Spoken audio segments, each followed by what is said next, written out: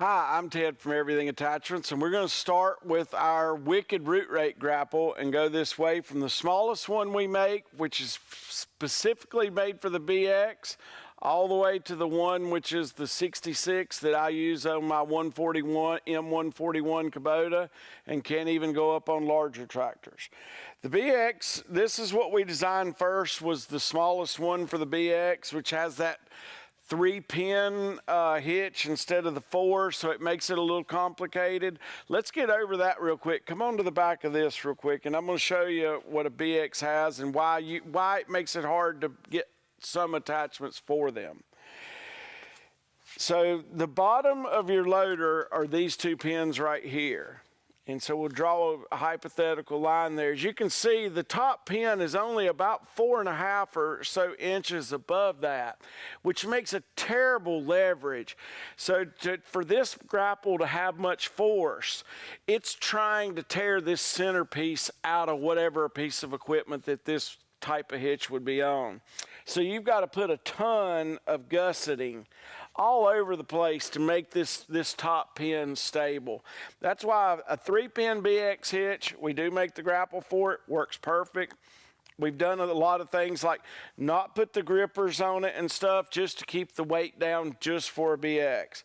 If you've got the 4-pin connection, hopefully you've got the skid steer, and then you would use the standard Wicked 55. This is our specifically built for a BX grapple. For the BX, to keep it light, these are all hard ox tines, top and lowers. And we put a lot of tube in between these here, gives the lid a lot of rigidity there, because we don't want to, we put these gussets here, we don't want to fully gusset this. It's on a tractor with less than 1,000 pounds lift. And if we just keep adding weight for no reason, because we know this grapple's only going to be on a BX, period. So we try to build it as light as we can. You put the AR 450 tines on it, get the geometry right. When you close this up, you've only got about a 4-inch eyelid shaped window here, so no matter what, you're able to draw it all the way up good and tight. It's a perfect little grapple for a BX. Then we go to the Light 55, which is actually a new one. The Wicked 55 is what it was always called. But as the tractors started, as the smaller tractors, like some BXs have got them on them, almost all Bs have the quick attach. The John Deere 1025Rs and so forth, the small Mahindras. Now we're seeing a lot of the Yanmars and the TYMs coming out. The LSs are under several different tractor names, and this is a really popular size grapple for the really little ones. So the lightweight 55 is for a subcompact or a class 1, not a class 2. Like if it was a Kubota, you could put it on a BX or a B, but not the L. So what we've done is we've changed these tines on the back from, they are hard ox 450. We've changed them from 1/4 inch to 3/16, lighten them up. Same way up here on the front. These are 1/4 right now, just because we found a pile of parts from our Wicked 55s in the corner when we were moving. So these are 1/4 right now, and they will go down to 3/16 when we run out of these parts. Still have the DOM tubing in them. Still have the good, even on these grapples, we've got the bolts where we've gun drilled them and everything to be able to grease them. We've put the heavy plates in the back here, and that's what keeps the whole grapple from skewing to the side. This one happens to be for a John Deere. These bottom tines here, we don't put a big foot on the back of them just to hold them up. There's a couple of companies out there that bring this out and they say they've got a built-in parking stand. Well, that's great while it's parked, but I want mine to work the best while I'm using it. So usually when I take my grapples off, I set them down similar to the way we pack them, release the pressure on both sides of my hydraulics, and they'll hook up just fine. If you leave them on those stands, or on this flat area here, and that's all you've got. If it gets wet or whatever and you've got it sitting on dirt, it's going to fall over anyway. So I think this is a better way to go. It leaves me a better design back here to be able to torque those roots and trees and saplings and stuff out of the ground. What else, Chuck? Same thing as all the other grapples. Hard ox down below at the gussets. Yeah, the laminateds are still hard ox. So that makes that 3/16 tine on the lightweight one and the double 3/16 hard ox still be really, really strong.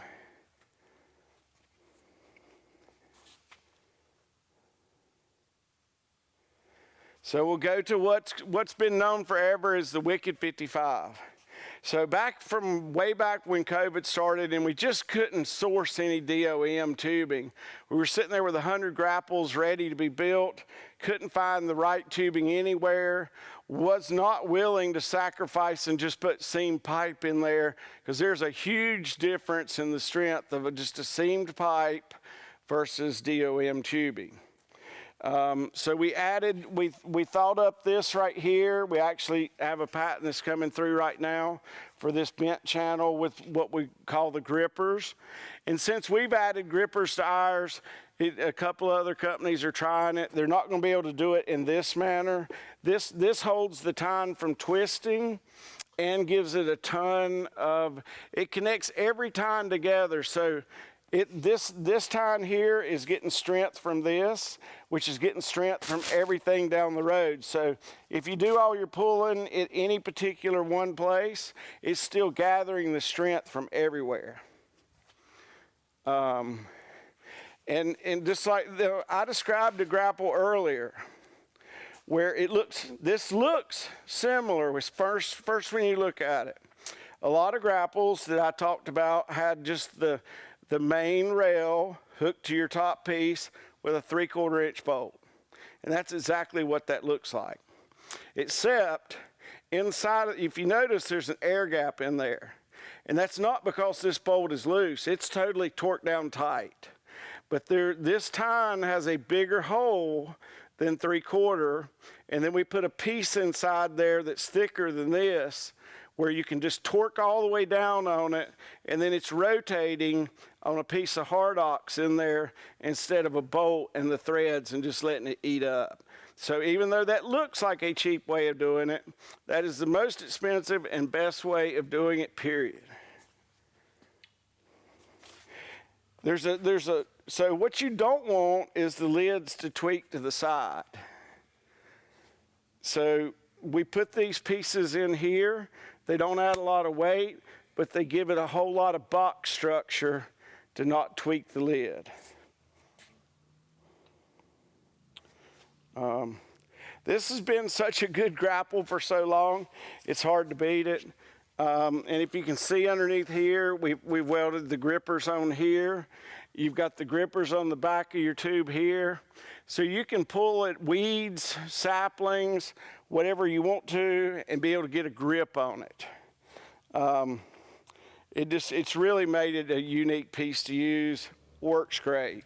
I think the newest feature we've definitely done over, which is why we went to the lightweight, is really made these third hinges. This hasn't been hinged in the middle for long. That's true. The first 55s have not had this hinge, but about the last year. Come around here, Nate. Let me just show them one more thing. So even things that we do, like this piece that holds the grapple tine tight in the center. So because we have a tubing laser, we just come all the way through the tube, come down through the bottom, and can weld all the way around that, where we're getting the whole strength of that tube instead of just that weld right there on the top. There's several things that are like that on there. The tines go up into this tube where they're welded. Where the cylinders hook, and this takes a lot of abuse right here on this pin where the cylinders hooked. It comes all the way down through the tube. You can see that's 1/2 inch thick hard ox, and it's welded all the way around it on the top and the bottom for strength. And we do that pretty much down through the line. This goes to the 60. This would be rated, I've probably got it underrated because we've added so much extra to it. This would be good on anything from 30 horsepower. I've got it written, I think, at 55, but depending on your tractor, like an L6060, yes, I've got 60 horsepower. An L is a lightweight tractor. I don't have a cab or a backhoe. So a 60 horsepower compact tractor is no problem with this. If you say I've got a cab and a backhoe and I'm a Mahindra, then I'm probably going to move you to the 60. The 60 has thicker tines on it, a little bit thicker tubing here and there, thicker DOM, a bigger channel that goes across the front. It's just a little bit thicker everywhere. That has 3/16 side plates on it. This has 1/4 inch side plates on it. It's got more of the center pieces that weld in that keep everything strong. The 60, to my knowledge, has been just bulletproof. We've been making it now for a few years, and it's just, on everything we've put it on, it's been bulletproof. So I hope it stays that way. It seems like every time I say that, we'll have one mess up tomorrow probably as soon as the video comes out. This grapple would normally be used on what I call a mega compact, like some of the Mahindras that have a cab on them and all. You've got to have a real grapple on those. It might only be 6 more inches, but you can see the frame size between these two grapples. Yeah, if you completely different. Come back here and kind of look at this, Nate, at the difference. Yeah, that thing can swallow me. So if you look at it from the back and you get a perspective and the difference in the thicknesses of the steel, you can see the 60 is a big jump. They both have a John Deere hitch on them.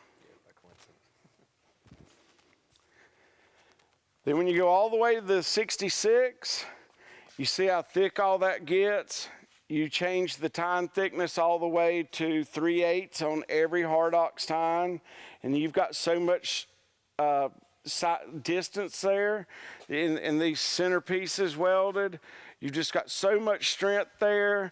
You've got this big side plate holding that grade 8 bolt up. You've got extra gusset here on the inside. This one happens to have the Euro Global hitch on it, and that's on a lot of the bigger farm loader tractors. It has a much thicker from front to back tine that goes down, so you can do that hard rake pulling backwards. This has added some weight to this grapple. We need to reweigh it, but this is a piece of 3/8 that's, if that was in a flat, how long is that before you bend it, Chuck? I think it's about 12 or 14 inches. 13 inches or so.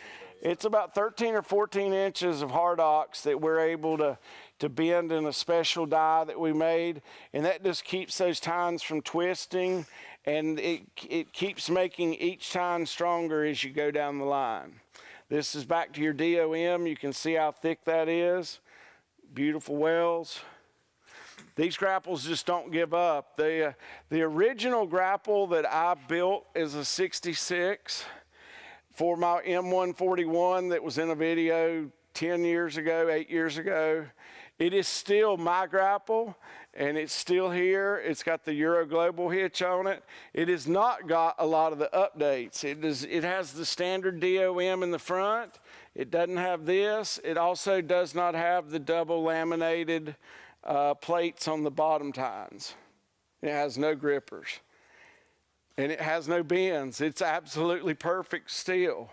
So they've gotten better and better. I've seen things that, I'm not going to build myself one because I don't use it that much. But I can see these benefits when I'm using mine of what I'm missing. So I went ahead and put them on the ones that you're getting. And yes, I'd like to have this back on mine. And if I ever can get ahead, I will. But until then, mine still works good. It's not bent. This is also a 3/8 thick tube, and I don't think you're going to find that many places. This is back to your $30 a foot tube. It's a 3x3, and it is in 3/8 is the largest thickness or the thickest that they will make a 3/8 tube in. You simply got 3 inches to bend 3/8 of an inch into a square, and that's as much as they can do. What else, Chuck? This thing's a beast. So you definitely throw this on your 141 horsepower. Yeah, I would put this on any.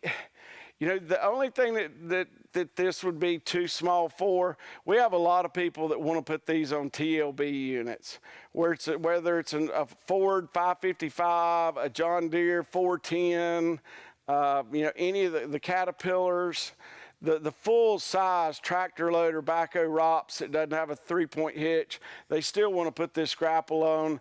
And I've done a couple of them. I've never had any problems, but you're talking about a machine that can lift 8,000 pounds and has over 10,000 pounds of breakout force. We try not to recommend it. We do still have some out there doing it, and we've had no failures. So it's a pretty tough grapple, and there's a lot of people have done a lot of things with them that we didn't really recommend, but they've still never had a failure. Same thing as the 60. It might just be 6 more inches, but I mean, this thing is a whole lot taller. Oh, yeah. You could swallow that 60. And you can see the leverage different. When you put the bigger stroke cylinders on it, you get more leverage here. You get a lot more crimping force. There's a big difference as it goes up the line from the BX to here. So we've pretty much got everything covered from the smallest of the small and a subcompact all the way to the 150-ish horsepower farm tractors.